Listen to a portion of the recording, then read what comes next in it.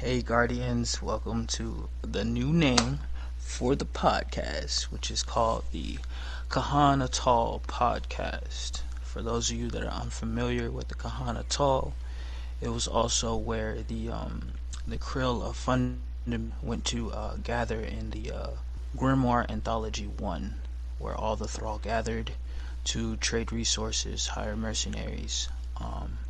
That is also where the helium drinkers went, and where Teox went to seek refuge by the garrison at Kahanatal.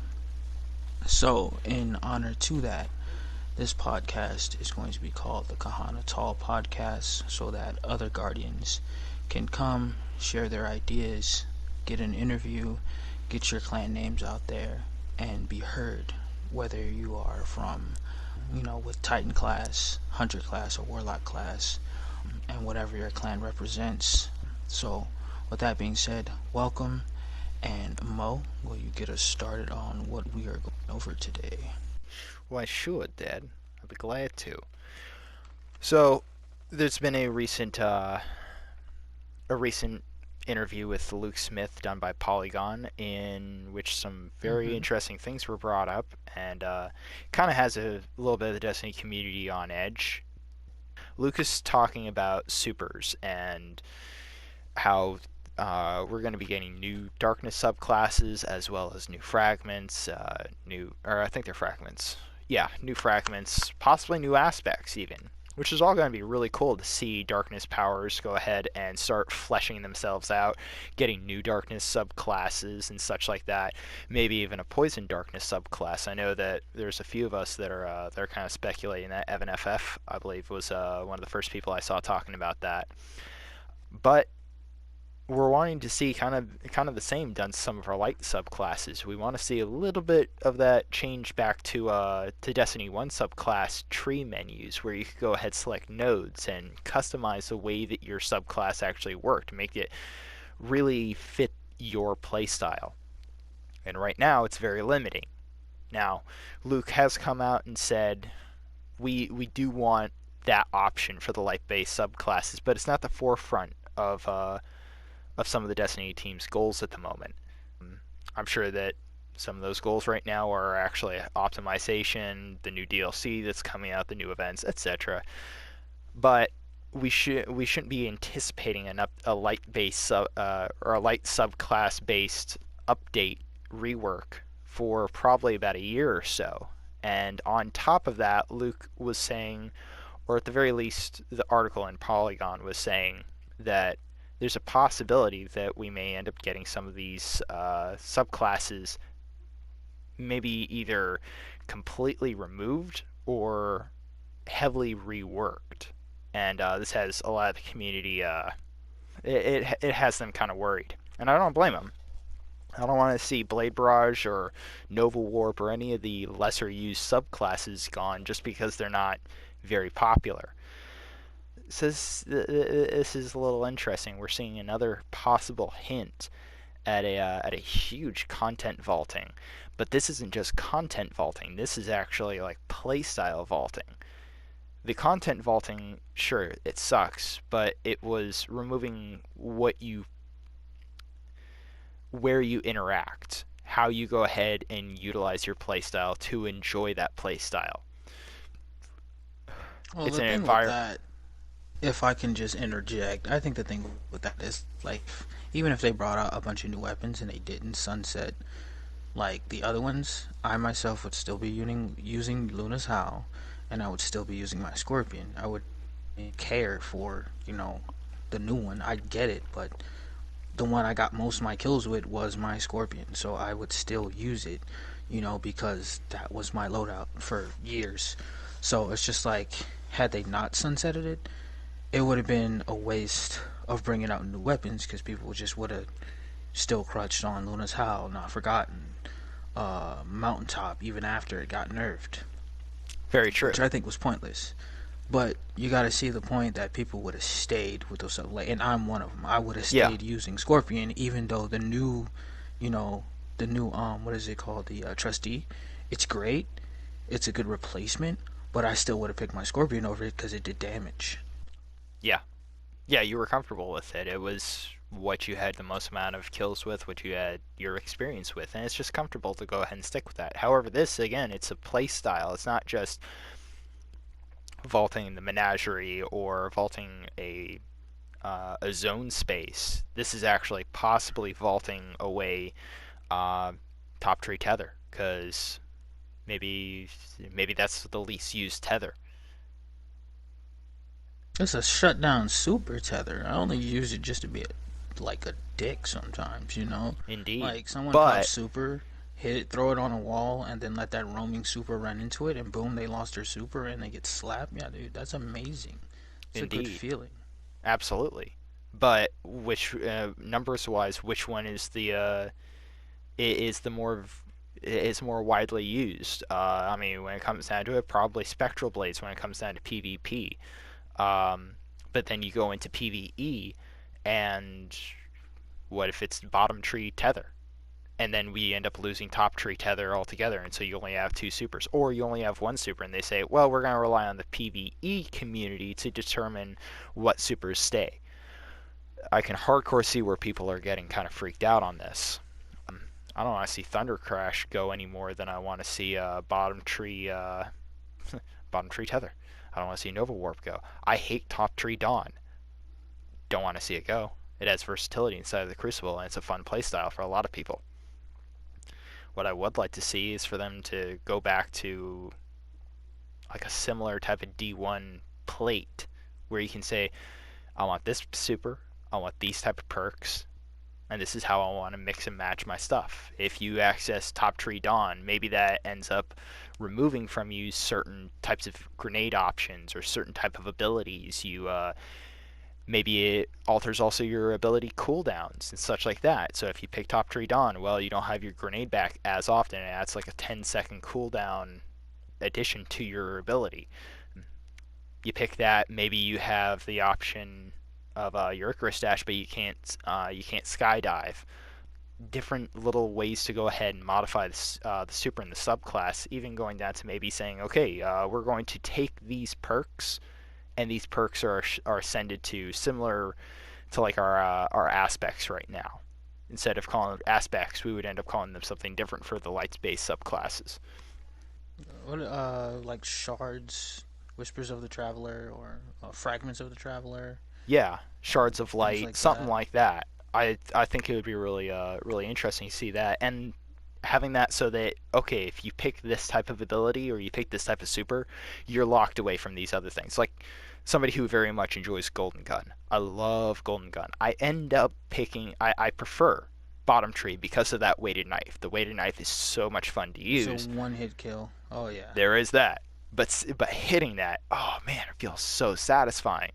However, in trials or something like that, or high end PvP where I'm actually trying to go ahead and support my teammates, I end up having to choose top tree golden gun so that I'm maximizing the amount of kills I can get with my super. And yeah, to interject on that, basically, like I was also thinking of something similar, where instead of getting rid of a solar superclass, condense it to where, as everyone knows, Top Tree Gunslinger has Chains of Woe, and when you use Chains of Woe, you get increased weapon reload. But instead of being able to only have Top Tree for that, condense it to where it's like I can pick Bottom Tree and then I can, switch back but still use Chains of Woe. Make it to where I can choose what perks I want to use with my Golden Gun Super, and then You choose between six shooter and choose between, the bottom tree Yeah, instead I was of gonna say getting you rid of also had a something. really cool idea earlier today where you were saying it's like you have the option in the middle of casting your super, deciding do I want to go six tree or do I want to go uh, three shooter precision shot. And I think that was really cool. You could go ahead and you could panic pop essentially, and you get your six shooter. But you could also strategize and say, okay, almost like popping bubble for those of us who use controller, or I mean, heck, it still works on a keyboard because same button. You Yeah. just go ahead and hold on the super, and instead of popping your six shooter, you pop your three tap super, and then you utilize your perks and such to determine well, what type of aspects do I want? Do I want to go for burn damage, DOT, or do I want to go for precision damage? Do I want to go for trip mines, and do I want to be a trappy type of boy, or what? I think that that's a much better idea than trying to go for something that's instead of trying to go for what's the most iconic super out of the Solar, Void, and Arc subclass for each character, and just boiling it down to one super. The Fist of Havoc was really nice, and I really do miss Fist of Havoc in D1, the original way that it operated. But having the new Fist of Havoc, bottom tree and top tree, I'd like it if those things were interchangeable, but I don't want to see either one of those go, really, because both of them are really good. Just removing one of them entirely and saying, okay, well, you can only do shoulder charge now instead of gaining, I think it's frontal assault. No, no, no, no, no, no, no. But I mean, even if they get rid, like, say, like it's like you were saying, like, say get rid of it. Give us something similar. I believe I said this in the previous podcast. Something like Dynasty Warriors, where we're next to each other, but we get a completely different interactive super when we're near each other. So for See, that PvE, that would be really cool with like be different. you could have the top tree bottom tree combo where you hold or you press to go ahead and change out your super from 6 to 3 shot golden gun. But if I combo with you, you could end up popping your blade barrage or something like that. Yeah, like something like almost like a Sao Kirito knife pistol thing. So like say you get instead of a golden gun, it's a golden pistol and the like an eternal flame knife or something. Say we pop that, I get to do a three burst something pistol in my hand, shoot everyone that's near me, and then throw a weighted knife that does massive explosion as the end of my super, and then say you're on your Titan, you do something like Air Force, like you're a missile barrage. You got like Fox 1, Fox 2. So it's like you fire, two missiles from your arms. That's just a missile shaped charge, like arc damage. And then you being the third Fox, Fox 3, and then you jolt up and you make a massive AoE explosion coming down. So you fire two, which you can aim anywhere you want, and then you're the last, the last miss that, something like that, where it's branches off, it's different, it makes people want to change supers Now, when see, you're that's staying really around. cool, and I think that would be an interesting way to rework the supers instead of just straight out removing them. Doing something like that may be the way for them to go. Altering the way that the supers work so that it's similar to the way that our darkness powers work right now. Because right now I could set up a ice wall grenade, or you could set up an ice wall grenade, and either one of us can come slamming down to go ahead create an AOE shockwave, and that will knock out a mess of creatures around us. And then we end up getting the buff from the shatter damage and from going ahead freezing stuff, so that our weapons end up doing more damage.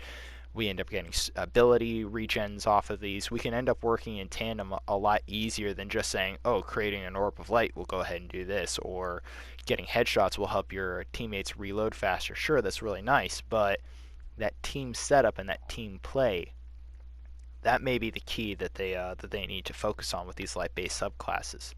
I would hope that And I that's the way that they're gonna go. Yeah, and I hope so too as well. I feel like with that they can also improve on the PvE aspect of it, give us Oh, a mod hardcore. Because for, right now well, the not darkness necessarily subclasses. Oh, go ahead. I'm sorry. not no, not necessarily hardcore, because I think everybody wants hardcore back, but a certain mod that makes it a little bit more difficult. Let's say like they add a Oh, mod I'm sorry. No, I that's wasn't saying difficulty. I was agreeing with you hardcore in the sense that I want that yeah, team play. exactly, and to Yeah. emphasize on the team that increases the mob potential. There's one thing I like about Destiny is like I like having a sword and being by myself and going into a huge mob of enemies with that one sword. Oh Now, yeah. take that on a team base, increase the number of weapons, and once you increase the number of weapons, you can also have this huge mob come out that's normally not part of the quest or game, and have it come out, and then you do your chain. you do your Ooh, chained attacks I because it's see an where you're. endless I think I mob see thing. where you're going. Yeah, it chains like a specific enemy encounter where if you do a particular thing, it's gonna go ahead and provoke a mini boss or something like that, or Exactly. oh, dude, that's cool. But you need to I think subside the that's a little wave ahead of while you're them, fighting the but boss. that could be something that we end up seeing in the raid, maybe. I don't know. Like that's me personally. I like the feeling of rushing in with a single sword and going in. My favorite was Quick Fang because I like the pose. You Oh just yeah, look so dope. You look like a ninja going into a horde of enemies and you just start slashing away. yeah, it You feels know, great. but in that way it emphasizes on the team ability. So it's just like, hey, get close. Let's do the combo. You know, Yeah, you both all three pop their super. Now believe say in the if it's wombo. exactly. So say if it's only two of you, you get a different super. You get a different type of, each one does a different type. But if you get three, you get a shortly longer duration. And if you have each subclass, it's longer. Now say if there's one hunter, one warlock, one titan, and you do it, not only do you get like powerful friends, you get charged with light, but then you also get a slightly longer than if you had two hunters and one warlock. I do like That way it that. shows synergy. It shows Yeah, a difference in abilities. But then people will be more inclined to do PvE. But then you would have to tweak that for PvP. It'd be have to tweakable. Maybe you can only use two at a time, meaning not everyone can combo together. So basically, if the combo meter is full and another person combos meter is full, but you're in the same clan, you can combo with that person. Or if you see the little, like, say there's like a radiance of light to show that both of you, those two people can combo. And then you hit the button, they hit the button, you both do the combo, but then for about, say, 5 minutes of the match, no one else can combo. So it's not spammed like someone combo, somebody else combo. It's a cooldown on the combo. And if you do your combo, you can get your super back, but you can't do the combo more than twice.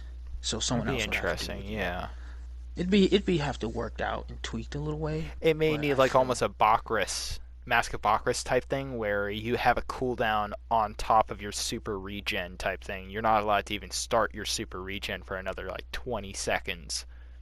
exactly. So if you choose to do combos, you can, but you're gonna have that debuff.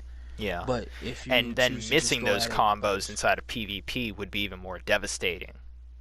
Or if you exactly, were able to like anti-combo somebody else, or one team tries to combo and your team is able to go ahead counter it with another combo. Okay, great. Now you only have two supers left throughout the game, one on their side and one on your side, and now it's really nail biting because that combo could have secured you the win. But now your teammates, if this battle progresses past the tiebreaker, you're yeah, both really kind you're of in a gimped out on situation. your super regen.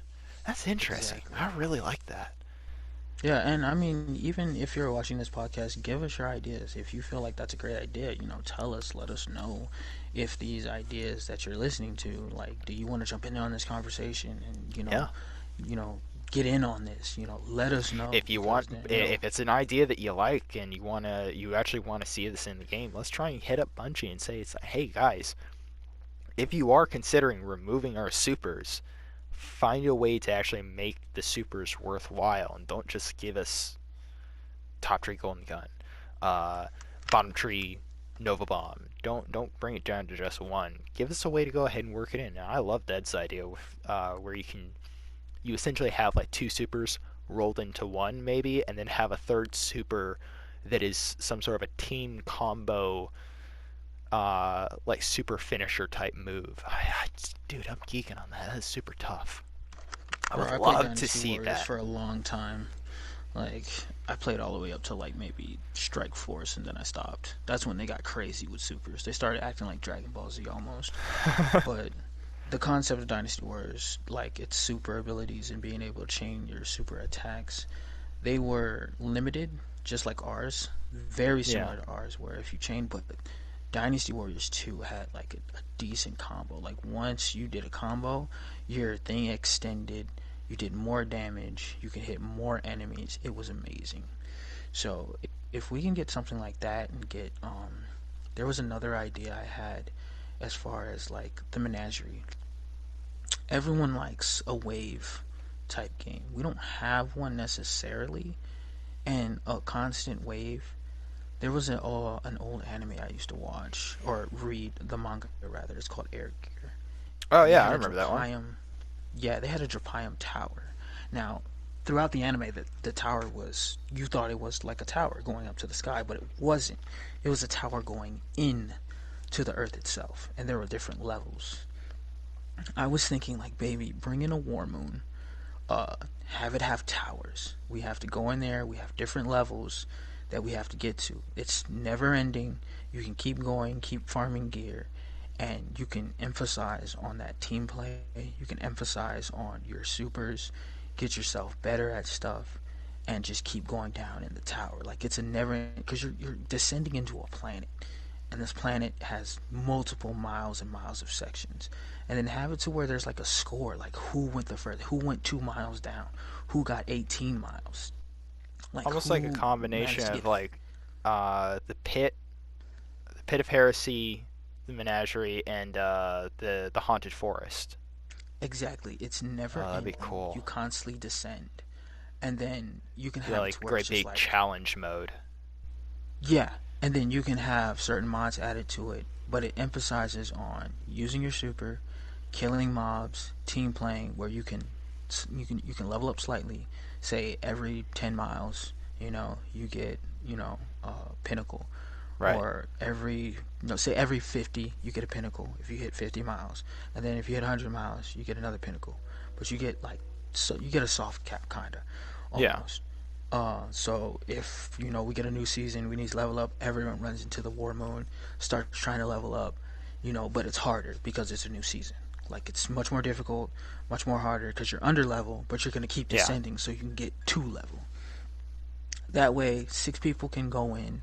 You can play with 6 of your friends all the time, and just keep going into the descending moon, like constantly fighting hordes. The enemies change.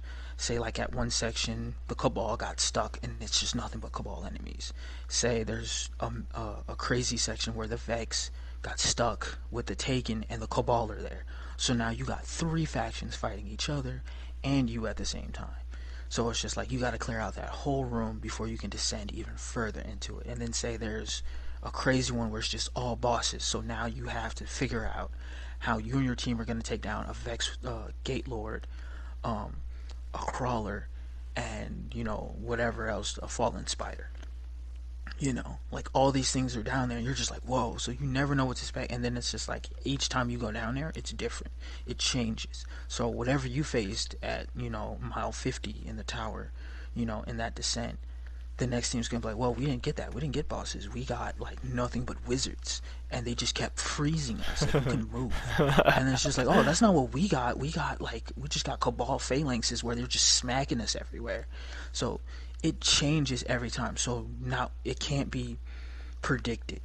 I It's would like to always see a like lot of that. The last time that I really saw stuff like that was when I was playing stuff like Elder Scrolls. I think it was Daggerfall, where the dungeons were all completely RNG generated.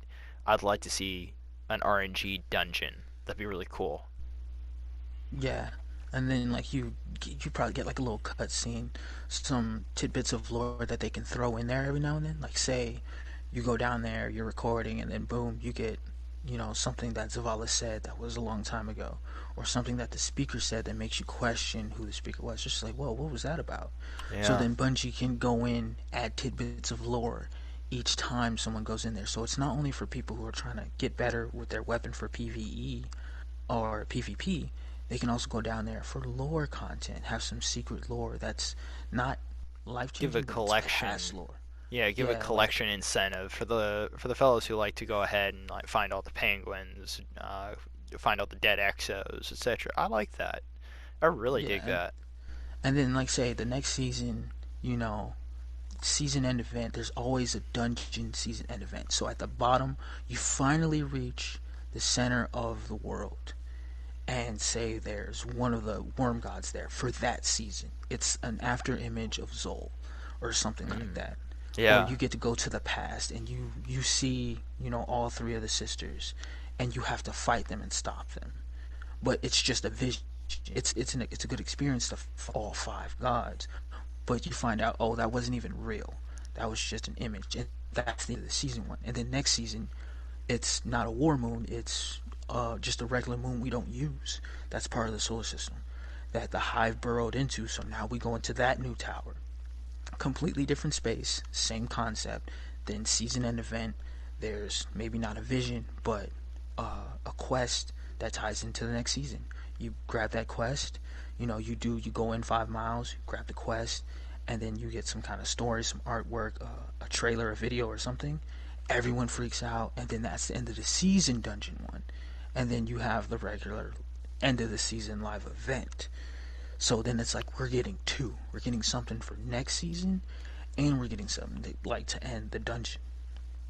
So people can look forward to the dungeon. Like, yo, bro, I can't wait till the next dungeon. I don't know what moon it's gonna be, or I don't know what it's gonna be like, because I feel this lore thing is kind of on that same trail, and I like that aspect. And I mean, if you guys like that aspect too, something that's constant, it keeps going. It's always something every six of your fire team members can do. Then let's get on with Bungie and say, hey, this is kind of what we want, and you know, willing to pay for that. Like I know I would be to get some I'd be decent willing to pay content. for it. I don't think that it'd be good to use it as like every season we get the same thing, but to have it introduced like into the DLC, maybe Mm-hmm. introduced during a season and say, "Hey, here's the new event, and we're going to use this to go ahead and introduce some of your powerfuls and be able to kind of farm out rewards and such like that." I think it'd be good introduced to a season and then left in as a semi-permanent activity until maybe the next DLC comes out, using it as like the main staple for every single season. I think that that would end up making Bungie a little bit too lazy. But overall, I really do like that, and I do miss the menagerie and those waves coming in and some of the team participation. And yeah, if they could go ahead and if they could work that into also a new development of light-based subclasses, going ahead giving us what we have, but giving us a new way in which to use those subclasses while still keeping what we hold to be valuable in those subclasses and identifying to our own personal playstyles, I think that that would be cool. Do we have any other thoughts? I know this is kind of a short episode, but unfortunately, we're not getting any TWABs until I think it's January next year. So we're going to be talking about pretty much whatever comes up. Uh, it'd be weapon ideas, gameplay ideas. It could just be recording some of our raid footage. But if you have some ideas, if Yeah, you have some episode content that you'd like to see, if you think that we're full of crap and you want to talk to us, then please, by all means, come tell us we're full of crap. yeah. We like it. We We like being welcome told it. that. Well, I think more I so. yeah. More so him than me. I don't like all that. I need my meat but shield within bullet blocking distance. but yeah, here at Gahana Tall, we want you to go ahead, comment, and email us, and we'll try to put you on our next show. We're gonna try and have it to where it's like an open mic. Grab somebody from your clan.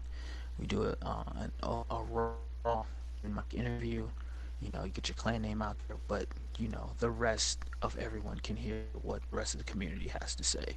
So I mean, if you feel this is a great opportunity for you to make moves, and you also need people to raid with, we're also those people. So it's good from across and find people for the raid, because I always know how hard it is to find that sick person when good. You know what we need to do? We need to create like So a frustrating. we might need to create like a little Discord community page. Yeah, we could do something like that if our community friends True. wish to participate and be heard. Absolutely. But that being said, thank you guys for joining us, and hope that everyone has a really good day.